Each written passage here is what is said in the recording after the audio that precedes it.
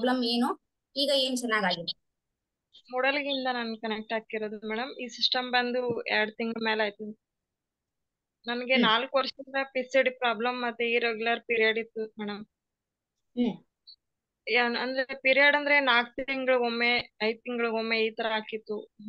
ಹ್ಮ್ ಪ್ರತಿ sorry monthly monthly ನಾನು ಹಾಸ್ಪಿಟಲ್ಗೆ ಹೋಗಿ ಬಂದ ಮೇಲೆ ಟ್ಯಾಬ್ಲೆಟ್ ತಗೊಂಡ್ ಬಂದ್ ಪೀರಿಯಡ್ ಆಕಿತ್ತು.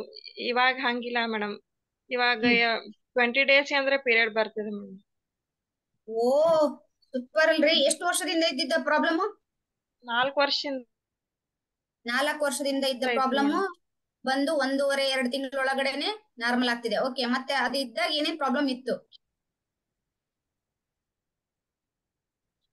PCOD ನಿಮಗೆ ಅಂದ್ರೆ ಪೀರಿಯಡ್ ಆಗಿಲ್ಲ? ಹ. ಅಂದ್ರೆ ಗರ್ಭಕೋಶಕ್ಕೆಲ್ಲ ಗುಳಿ ತರ ಆಗಿದ್ದು ಅದೆಲ್ಲ ಕಡಿಮೆ ಆಗಿದೆ. ಅದೆಲ್ಲ ಕಡಿಮೆ ಹ್ಮ್ ಆಗಿದೆ. ಹ್ಮ್ ಮತ್ತೆ ವೇಟ್ 4 kg ಕಡಿಮೆ ಆಗಿದೆ ಮೇಡಮ್. ಹ್ಮ್ ಸೂಪರ್ ಸೂಪರ್. ವೇಟ್ 4 kg ಜಾಸ್ತಿ ಇದ್ದಾಗ ಏನ್ ಪ್ರಾಬ್ಲಮ್ ಆಗ್ತಿತ್ತು? ಏನಿಲ್ಲ ಅಂದ್ರೆ ಪೀರಿಯಡ್ ಅಷ್ಟೇ ಪ್ರಾಬ್ಲಮ್ ಇತ್ತು ಮೇಡಮ್. ಮತ್ತೆ ಕಾಲ್ ನೋಯ್ದು ಪೀರಿಯಡ್ ಬಂದಾಗ ಹ್ಮ್ ಅದು ಪೀರಿಯಡ್ ಆಗ್ತಿರ್ಲಿಲ್ಲ ಮೇಡಮ್. ಟ್ಯಾಬ್ಲೆಟ್ ತಗೊಂಡ್ರು ಪೀರಿಯಡ್ ಆಗ್ತಿರ್ಲಿಲ್ಲ. ಹೊಟ್ಟೆ ನೋವು ಬಂದ್ ಅಷ್ಟ ಒಂದ್ ದಿನ ಅಷ್ಟ ಆಕಿತ್ತು ಮೇಡಮ್. ಆದ್ರೂನು ಮತ್ತ ಡಾಕ್ಟರ್ ಕಡೆ ಹ್ಮ್ ಹೋಗ್ಬೇಕಾಗಿತ್ತು ಮೇಡಮ್. ಇವಾಗ ಅಲ್ಲಿಗೆ ಹೋಗ್ ಹಂಗಿಲ್ಲ. ಬಂದ್ರೆ correct 5 days to 7 days correct correct ಬರ್ತಿದೆ ಸೂಪರ್ ಮೇಡಮ್. ಅಲ್ರಿ.